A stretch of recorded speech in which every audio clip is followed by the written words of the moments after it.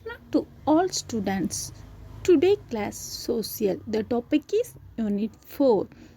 India, Resources and Industries. Already yesterday I talked about this topic.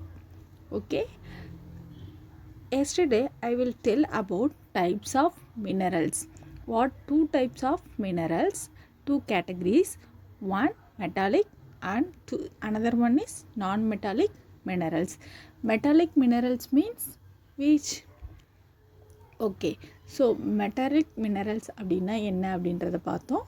So நான் metallic minerals அப்படின்றது என்ன அப்படின்றத பார்த்தோம். So metallic minerals example iron ore, manganese, copper, bauxite.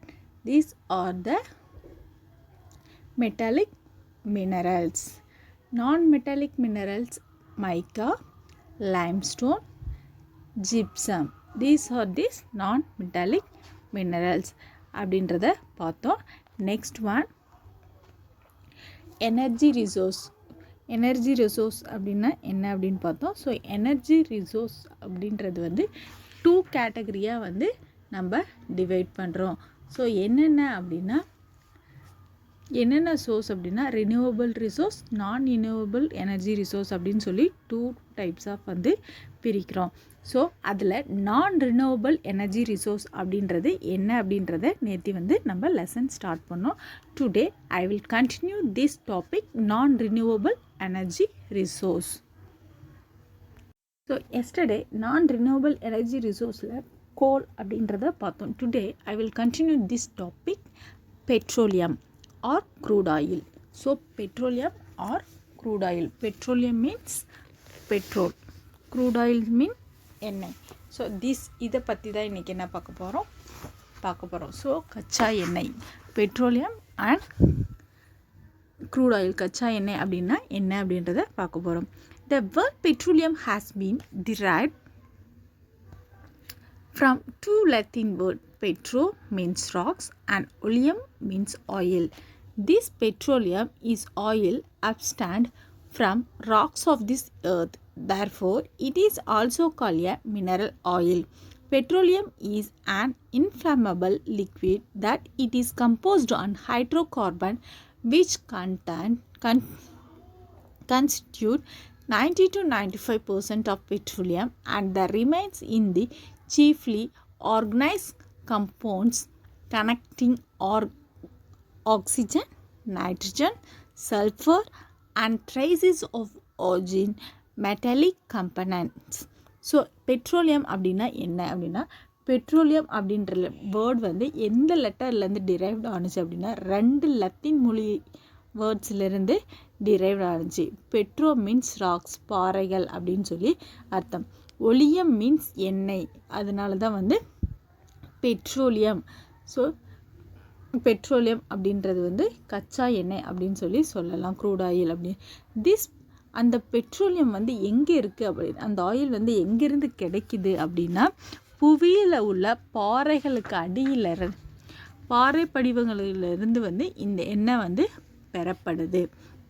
இந்த தாது எண்ணெய் அப்படின்ற இது வந்து தாது எண்ணெய் அப்படின்னும் அழைக்கப்படுது. மினரல் ஆயில் மீன்ஸ் தாது எண்ணெய் அப்படின்னும் இதை சொல்லலாம். ஸோ 90 to 95% வந்து நீரிய கரிமுகம் அப்படின்ற வாயு மூலியமாகவும், மீதி உள்ள 5 to 10% oxygen, nitrogen and phosphorus கந்தகம் அண்ட் சல்ஃபர் அப்படின்றது இது எல்லாமே சேர்ந்தது தான் மெட்டாலிக் காம்போனண்ட் அப்படின்னு சொல்லலாம். ஸோ எரியக்கூடிய ஒரு திரவம் அப்படின்னு சொல்லலாம். இதில் வந்து எரியக்கூடிய ஒரு திரவம் அப்படின்றது பெட்ரோலியம் அப்படின்னு சொல்லலாம். So petroleum is used as a source of power of fuel for automobiles, aeroplanes, ships and locomotives. Lubrication, kerosene, vaseline, tar, soap, trialine and wax are by these productions.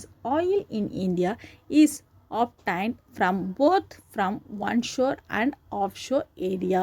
So என்ன அப்படின்னா petroleum அப்படின்றது வந்து எதுக்காக use ஆகுது அப்படின்னா எரிசக்தி உற்பத்திக்கு வந்து யூஸ் ஆகுது.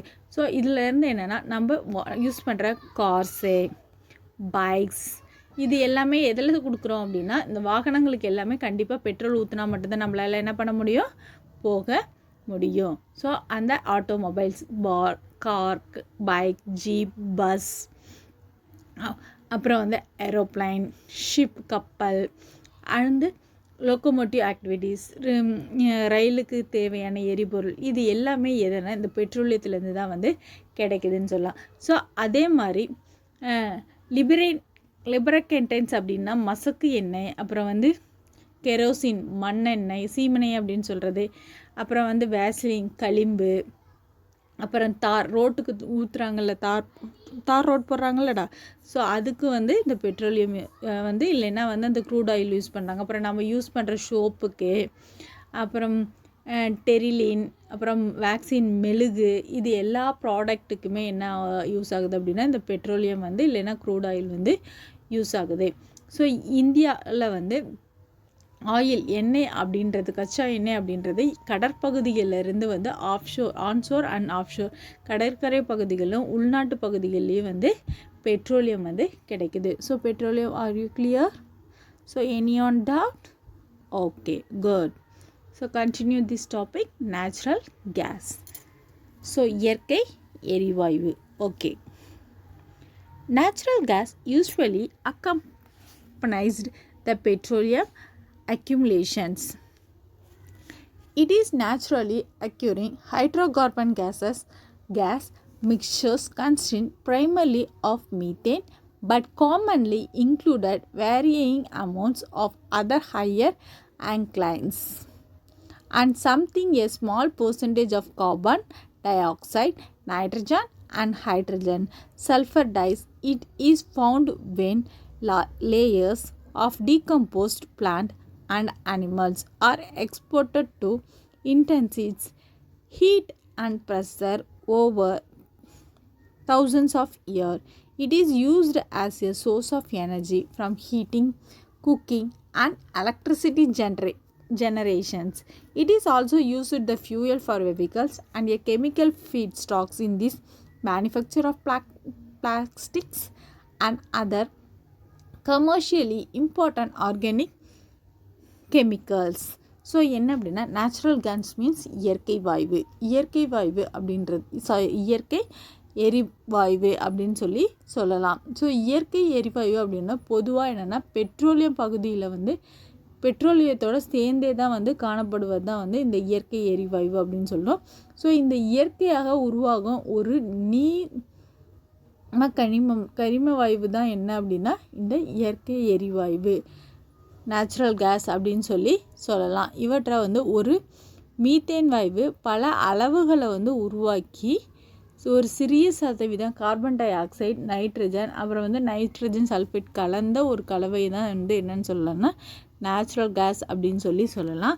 ஸோ ஆயிரக்கணக்கான ஆண்டுகளுக்காக வந்து ஒரு அழிஞ்சு போய் புதையுண்ட தாவரங்கள் அல்லது விலங்குகள் அதோட வெப்பம் மற்றும் அழுத்தத்தினால நம்மளுக்கு கிடைக்கக்கூடியது தான் உண்டாகக்கூடிய ஒரு வாயு தான் வந்து நேச்சுரல் கேஸ்.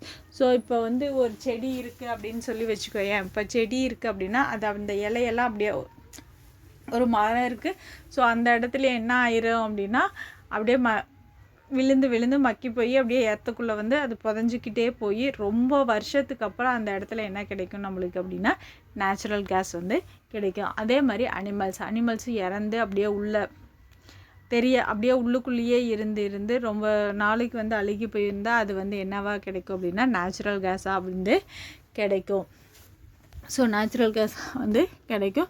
ஸோ இது வந்து என்ன அப்படின்னா இந்த காரணங்களால் இந்த வாயு அப்படின்றது வெப்பப்படுத்துதலும், ஸோ சமையலுக்கு, மின் உற்பத்திக்கு, இதுக்கு எல்லாத்துக்குமே இந்த நேச்சுரல் கேஸ் வந்து பயன்படுது. அதே மாதிரி வாகனங்களுக்கு எரிபொருளாகவும் இந்த பிளாஸ்டிக்ஸு இந்த உற்பத்தி செய்கிறவங்களுக்கு வியாபாரத்தோட வந்து முக்கியத்துவம் வாய்ந்த, அப்புறம் ரசாயன பொருட்கள் தயாரிக்கிறவங்க எல்லாத்துக்குமே என்ன அப்படின்னா இந்த நேச்சுரல் கேஸ் வந்து யூஸ் ஆகுது. Okay, are you clear dear? கிளியராப்பா? ஓகே, என்ன ஏதாவது டவுட் இருக்கா? No. Okay, So continue. India has a very largest properties of territory, rocks and alluvial depots, particularly in this extra peninsula India. This sedimentary rock, which were once under the shallow seas, hold the possibility of hard burning oil and gas depots. Sun. The higher concentration of natural gas is found in this Mumbai High and Basin oil field, Gujarat, Assam, Nepal-Tur, Mahamadam in Tanjavur district in Tamil Nadu, Tripura, Rajasthan, Arunachal Pradesh, Punjab, West Bengal are the other area which natural gas reserves have been discovered. So வட India பகுதியில் வந்து அதிகமாக என்ன அப்படின்னா மூன்றாம் நிலை பாறைகள் அதுமாதிரி வண்டல் படிமங்கள் வந்து கொண்டுள்ளது. ஒரு காலத்தில் வந்து ஆழ குறைந்த கடலுக்கு அடியில் இருக்கக்கூடிய படிவு பாறைகளோட எண்ணெய் மற்றும் இயற்கை வாயு படிவுகள் வந்து உருவானுச்சு. ஸோ அதனால் அதிக அளவில் வந்து எரிவாயு வந்து மும்பை அப்படின்ற இடத்துல வந்து இருக்குது. அப்புறம் வந்து பேசாம் எண்ணெய் வாயல் பகுதி அப்படின்றது வந்து எங்கே காணப்படுது அப்படின்னா மும்பையில் தான் வந்து காணப்படுது. அதுக்கப்புறம் குஜராத், அசாம், தமிழ்நாட்டில் வந்து நெய்பல்லுத்தூர், அப்புறம் வந்து மங்க மடம் அப்படின்ற தஞ்சாவூர், இந்த 2 பகுதிகள்லேயும் வந்து அதிகமாக வந்து நேச்சுரல் கேஸ் இருக்குது. அதில் திரிபுரா, ராஜஸ்தான், அருணாச்சல பிரதேஷ், பஞ்சாப், வெஸ்ட் பெங்கால் இந்த மாநிலத்தில் வந்து நேச்சுரல் கேஸ் அப்படின்றது வந்து நிறையா காணப்படுது அப்படின்னு சொல்லலாம். ஸோ இது வரைக்கும் புரிஞ்சிச்சாடா? இதில் ஏதாவது டவுட் இருக்கா? ஸோ ரினியூவபிள் எனர்ஜி ரிசோர்ஸ் அப்படின்றதுனா என்னன்னு பார்த்தோம். ஸோ கோல்னால் என்னன்னு பார்த்தோம், பெட்ரோலியம்னா என்னன்னு பார்த்தோம், நேச்சுரல் கேஸ் அப்படின்றது என்னன்னு பார்த்தோம். ஸோ இப்போ என்ன பார்க்க போகிறோம் அப்படின்னா கன்வர்ஷனல் எனர்ஜி சோர்ஸ் அப்படின்றத வந்து பார்க்க போகிறோம். ஸோ கன்வர்ஷனல் எனர்ஜி சோர்ஸ் அப்படின்னா என்ன? ஸோ கன்வர்ஷனல் எனர்ஜி சோப் அப்படின்றது மரபு சார்பா ஆற்றல் வளங்கள். ஸோ இது என்னென்னா கன்வெர்ட் பண்ணக்கூடிய ஒரு எனர்ஜி சோர்ஸை வந்து சொல்லலாம். ஸோ இதில் என்னென்ன எனர்ஜி இருக்குது அப்படின்னா தெர்மல் பவர் அப்படின்றதும் இருக்குது, அப்புறம் வந்து நியூக்ளியர் பவர். இந்த ரெண்டுமே என்ன அப்படின்னா கன்வர்ஷனல் எனர்ஜி சோர்ஸ் அப்படின்னு சொல்லலாம். Thermal power and nuclear power இது ரெண்டுமே வந்து கன்வர்ஷனல் எனர்ஜி சோர்ஸ் அப்படின்னு சொல்லலாம். அடுத்தது ரினியூவபிள் எனர்ஜி ரிசோர்ஸ் அப்படின்றது வந்து ஸோ இது ரெண்டுமே வந்து கன்வர்ஷனல் எனர்ஜி சோர்ஸ். ஸோ அதை பற்றி இப்போ நம்ம பார்க்க போகலாம். நெக்ஸ்ட்டு வந்து ரினியூவபிள் எனர்ஜி சோர்ஸ் அப்படின்றத பார்க்கலாம். ஸோ இது எது நான் ரினியூவபிள் எனர்ஜி சோர்ஸோட தான் வந்து கன்வென்ஷனல் எனர்ஜி சோர்ஸ் அப்படின்றது வந்து வரும். Okay, so first one is thermal power. Thermal power is generated using fossil fuel like coal, diesel, petroleum and natural gas. So என்ன அப்படின்னா தெர்மல் பவர் அப்படின்றது வந்து அனல் மின் சக்தி. ஸோ உயிரினங்களோட படிமங்களாக வந்து நிலக்கரி, பெட்ரோலியம், டீசல் மற்றும் இயற்கை வாயு. ஸோ இது எல்லாமே இது போன்றவற்றை தான் என்னன்னு சொல்கிறோம் அப்படின்னா அனல் மின்சக்தி தயாரிக்கப்படுதல் அப்படின்னு சொல்கிறோம். தெர்மல் பவர் தயாரிக்கிறது அப்படின்னு சொல்லலாம். So case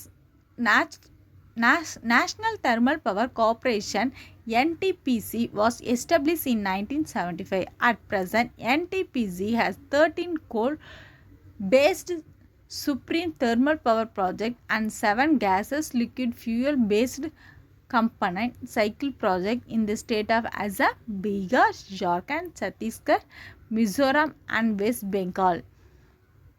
Neyveli, Mettur, Thuthukudi and Ennore, Chennai are the important thermal power stations in Tamil Nadu.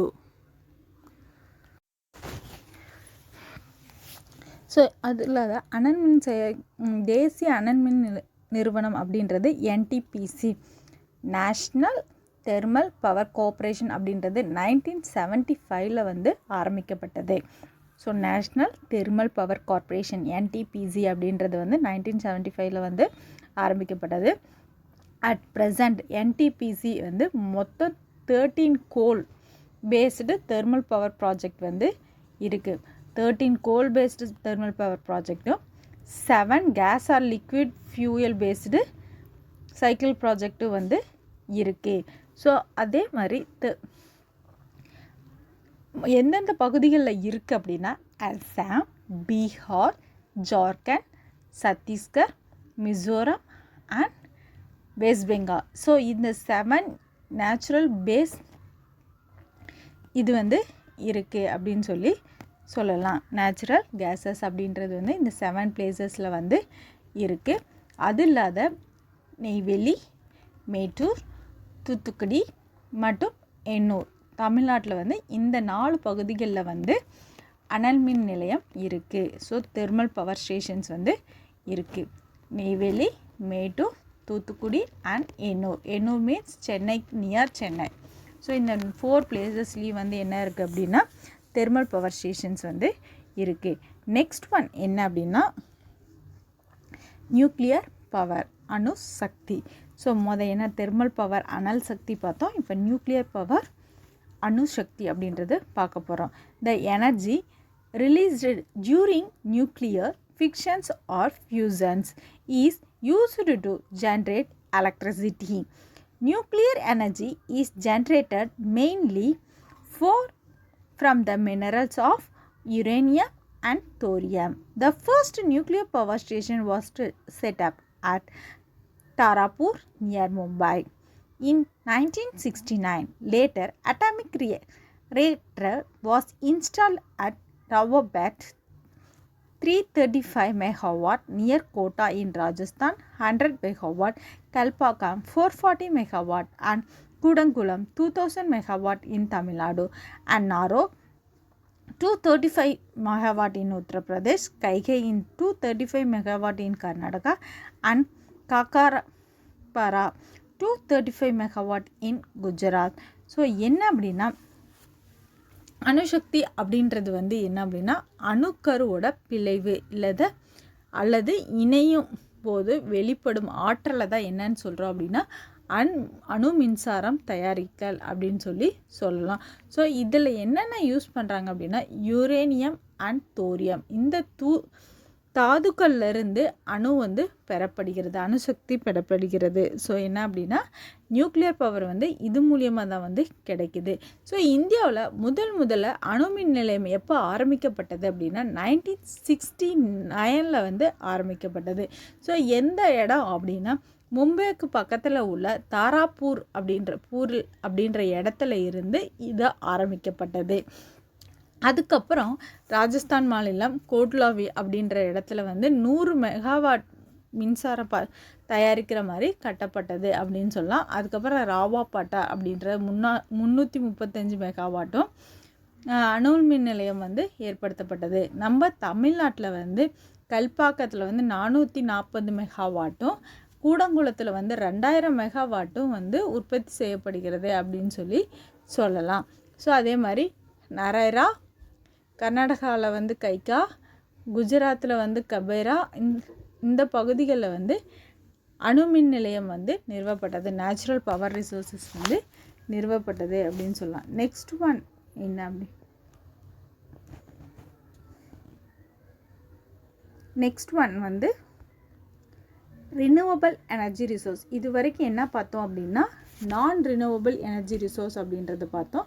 So இப்போ என்ன பார்க்க போகிறோம் அப்படின்னா ரினியூவபிள் எனர்ஜி ரிசோர்ஸ் அப்படின்றது பார்க்க போகிறோம். இதில் என்னென்ன இருக்குது அப்படின்னா ஹைட்ரோ பவர், நீர் மின் சக்தி அப்படின்றது இருக்குது. அடுத்தது வந்து எனர்ஜி பவர், ஸோ சூரிய ஆற்றல் சக்தி அப்படின்றது. நெக்ஸ்ட் விண்ட் பவர் அப்படின்றது வந்து காற்று சக்தி அப்படின்றது வந்து இருக்குது. ஸோ நம்ம ஃபஸ்ட்டு எதை பார்க்க போகிறோம் அப்படின்னா hydro power. So hydro power அப்படின்னா நீர் மின் சக்தி. ஸோ ஹைட்ரோனாவே என்ன அப்படின்னா நீர் அப்படின்னு சொல்லலாம். Power generated from water is termed as hydroelectricity. Hydropower is the energy harnessed from running water. Hydropower is considered as one of the most economic and non-polluting sources of energy. It contributes nearly 7% of global electricity productions. The cost of production of hydroelectricity is relatively low, making it an competitive source of a renewable energy. It is also called a flexible mode of power generation, and the equality of productions can either be the increased and the decreased very quickly adapted to the change in demand. So என்ன அப்படின்னா nuclear power அப்படின்றது வந்து hydro power அப்படின்றது என்ன அப்படின்னா நீர்மின் சக்தி அப்படின்னு சொல்லுவோம். ஸோ நீர்மின் சக்தி அப்படின்னா எதுலேருந்து எடுக்கப்படுது ஹைட்ரோ பவர் அப்படின்னா ஓடும் நதியிலிருந்து வந்து எடுக்கப்படுது. ஸோ நம்ம ஃப்ளோயிங் வாட்டர்ஸ்லேருந்து வந்து என்ன பண்ணுறாங்க அப்படின்னா ரிவர்ஸ்லேருந்து வந்து எடுக்கிறாங்க. இம்மின்சாரம் வந்து மாசற்ற வந்து பொருளாதாரத்துக்கு வந்து முக்கியம் வாய்ந்த ஒரு மின்னாற்றலாக வந்து எது காணப்படுது அப்படின்னா இந்த ஹைட்ரோ பவர் தான் வந்து காணப்படுது. ஸோ இந்த ஹைட்ரோ பவர் அப்படின்றது வந்து உலகில் மிக தேவையான 7% வந்து பூர்த்தி செய்கிறது அப்படின்னு சொல்லலாம். ஸோ நம்ம புதுப்பிக்கக்கூடிய வளங்களாவது வந்து என்ன பண்ணலாம், வளங்களை இருந்து எப்படி பெறப்படுவதால் வந்து இது மின்சார ஆற்றலோடு வந்து ஒப்பீடுகையில் வந்து குறைந்த உற்பத்தி செலவு தான் இது வந்து கொண்டிருக்கும். ஏன் அப்படின்னா இது வந்து ஓடும் தண்ணி வந்து எப்போவுமே வந்துகிட்டு இருக்கனால ஓடுற தண்ணியிலேருந்து தான் வந்து எடுக்கிறனால இதுக்கு ஒரு டைம் போனால் அதுக்கான செலவு வந்து குறைஞ்சி தான் போகும். ஸோ அதனால் இது தேவைக்கேற்ப உற்பத்தியை வந்து உண்டாக்கிக்கலாம். அதே மாதிரி அதிகரிக்கவோ அல்லது வந்து குறைக்கவோ வந்து அது வந்து தன்மையுடையது. ஸோ எந்த டைம் அதிகமாக வேணுமோ அந்த டைம் தயாரிச்சுக்கலாம், எந்த டைம் குறைவாக தேவைப்படுமோ அந்த டைம் வந்து தயாரிச்சுக்கலாம் அப்படின்னு சொல்லலாம். ஸோ அதுக்கப்புறம் என்ன அப்படின்னா இந்தியாவில் வந்து நீர்மின் சக்தி உற்பத்தி வந்து செய்வதற்கு மிக அதிக திறமை பெற்றுள்ள வந்து ஒரு மிக சிறந்த ஒரு நாடாக வந்து உள்ளது. இந்தியா வந்து ஒரு மிக சிறந்த நாடாக உள்ளது அப்படின்னு சொல்லலாம். நெக்ஸ்ட்டு வந்து சோலார் எனர்ஜி, சூரிய ஆற்றல் சக்தி. Solar power is the conversion of sunlight into electricity, either directly using photovoltaics or indirectly using concentrated solar power. Concentrated solar power system use lenses or mirrors and tracking system to focus a large area of sunlight into a small beam. Photovoltaics is converted light into electric currents using the photovoltaic efforts. So என்ன அப்படின்னா solar energy அப்படின்றது வந்து சூரிய ஆற்றல் சக்தி. So சூரிய ஆற்றல் வந்து ஒளியை வந்து நேரடியாகவே வந்து என்ன பண்ணுது அப்படின்னா மின் அழுத்தத்தை கொண்டு அல்லது வந்து அதுக்கு பதிலாக வேறு ஏதாவது செறிவூட்டியை கொண்டு என்ன பண்ணுன்னா சூரிய ஆற்றலை வந்து மின்னாற்றலை நம்ம என்ன பண்ண முடியும் அப்படின்னா மாற்ற முடியும். ஸோ இது எப்படி சோலார் எனர்ஜி எப்படி நம்ம வந்து மின்னாற்றலாக மாற்ற முடியும்? ஸோ நம்ம இப்போ லேட்டஸ்ட்டாக பார்த்துருப்போம். ஸோ மொட்டை மாடிகளில் வந்து ப்ளூ கலரில் வந்து சோலார் போட்டிருப்பாங்களா, சோலார் ஹீட்டர் அப்படின்னு. ஸோ அது என்ன பண்ணுது அப்படின்னா சன்லைட்டில் இருந்து வந்து லைட்டை வந்து அப்சர்வ் பண்ணிக்குது. அந்த அப்சர்வ் பண்ணி வச்சுட்டு நம்மளுக்கு வந்து என்ன பண்ணுன்னா எலக்ட்ரிசிட்டியை வந்து கொடுக்குது. ஸோ இதுதான் வந்து சோலார் எனர்ஜி அப்படின்னு சொல்கிறோம். ஸோ இது வந்து என்னென்னா இன்டைரக்டாகவும் கொடுக்குது, டைரக்டாகவும் வந்து சோலார் பவரை வந்து நம்மளுக்கு கொடுக்குது. ஸோ அது மூலயமா மின்னாற்றலை வந்து நம்ம மாற்றப்படலாம். ஸோ இந்த செறிவூட்டி மூலயமா பெரிய பரப்பளவை உண்டாக்கும் சூரிய ஆற்றல்கள் வந்து இல்லைன்னா கண்ணாடிகளை கொண்டு சிறிய ஒளிக்கற்றையை வந்து என்ன பண்ணலாம், நம்ம வந்து குவிக்கலாம் அப்படின்னு சொல்லாங்க. ஸோ இது மின் அழுத்தத்தோட ஒளி மின் விளைவு செயல்படுவது மூலமாக என்ன பண்ணுறது அப்படின்னா இந்த சூரிய ஆற்றல் வந்து மின்சாரமாக வந்து மாற்றப்படுகிறது. அது முக்கியமாக எது வந்து யூஸ் ஆகுது அப்படின்னா இந்த ஃபோட்டோவோல்டேஜ் அப்படின்றது வந்து யூஸ் ஆகுது.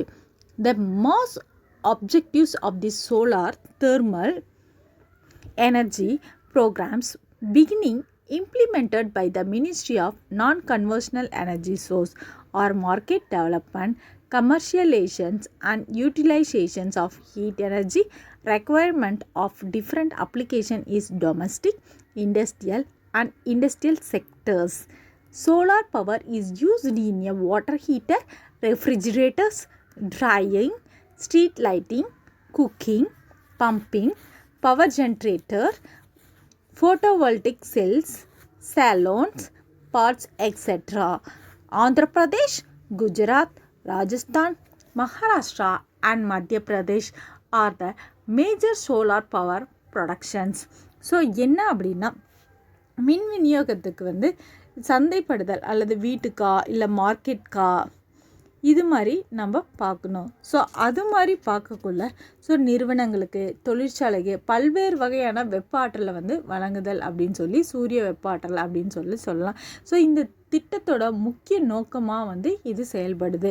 ஸோ இந்த மரபுசாரா எரிசக்தி வளங்கள் அப்படின்றது வந்து செயல்பட்டு வருகிறது. அந்த மரபுசாரா எரிசக்தி வளங்கள் அப்படின்றது என்ன அப்படின்னா மினிஸ்ட்ரி ஆஃப் நான் கன்வர்ஷனல் எனர்ஜி சோர்ஸ் MNEC தான் அப்படி வந்து சொல்கிறோம்.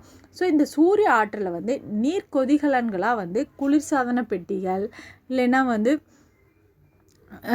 ரெஃப்ரிஜிரேட்டர், ட்ரையிங், இந்த உலர்பான்கள், அப்புறம் வந்து ஸ்ட்ரீட் லைட், தெருவிளக்கு, குக்கிங் சமைக்கிறதுக்கு, அப்புறம் வந்து பம்பிங்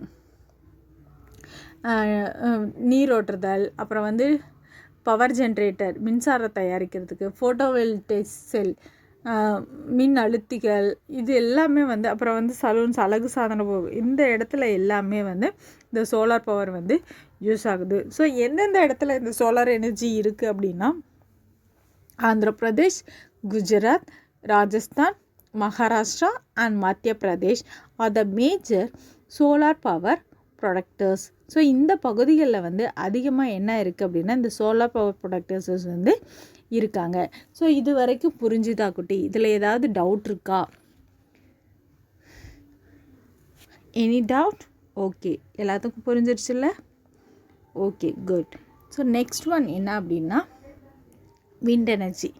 ஸோ விண்ட் எனர்ஜியை வந்து நம்ம என்ன பண்ணலாம் அப்படின்னா நெக்ஸ்ட் கிளாஸில் வந்து பார்த்துக்கலாம். ஸோ இன்றைக்கி என்னென்ன பார்த்தோம் அப்படின்னா என்னென்னடா பார்த்தோம்? ஸோ என்னென்ன பார்த்தோம்?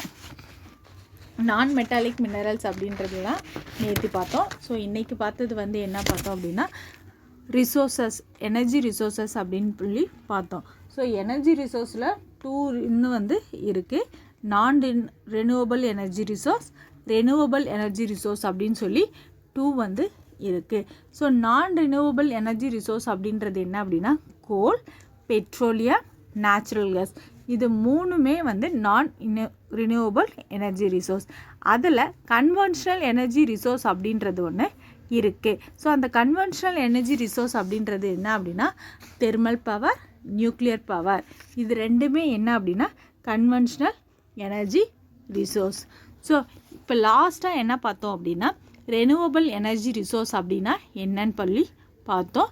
ஸோ அதில் வந்து ஹைட்ரோ பவர் இருக்குது, சோலார் எனர்ஜி இருக்குது, விண்ட் எனர்ஜி இருக்குது. ஸோ இன்றைக்கி இப்போ எதை பார்த்துருக்கோம் அப்படின்னா ஹைட்ரோ பவர் எனர்ஜியும் சோலார் எனர்ஜியும் தான் வந்து பார்த்துருக்கோம். ஸோ விண்ட் எனர்ஜியை வந்து நம்ம நெக்ஸ்ட் கிளாஸில் வந்து பார்க்கலாம். ஓகேவா? So I will give the homework and write it and send me in a WhatsApp group. The homework is mention the major area of jute productions in India. This question. Next, name the important oil production region of India. These 2 questions are homework and write it and send me in a WhatsApp group. Thank you.